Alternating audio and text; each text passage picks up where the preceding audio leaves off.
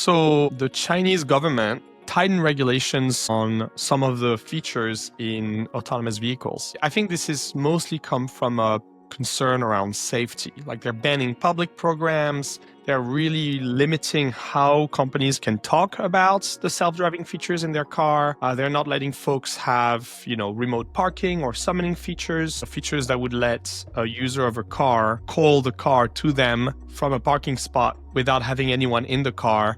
And they're asking the car manufacturers to enforce hands-on driving after a few incidents of people even falling asleep at the wheel while the car was driving autonomously. What's interesting there is in this package of regulation, the Chinese government has said that they want the car makers to reduce the frequency of OTA updates in order to improve their risk management. I think it's the first time that I've seen government regulation around how often a device might be updated. The firmware updates themselves are not the source of a problem. Every time we change the software, there's a chance we introduce bugs, and we have to manage that risk carefully. And I think companies that might be trying to move fast and shipping new updates regularly to try to stay competitive and certainly have left regulators worrying that an update could introduce a bunch of risk. It doesn't put into question the fact that we should update devices. And being able to update devices is a key tool in our tool belt to make sure they work well, to mitigate cybersecurity risk, and to fix problems when they do occur. So I think even the Chinese government would say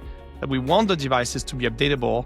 We just need to make sure those updates are well tested and that there is a good way to understand the problems if they do occur post-OTA.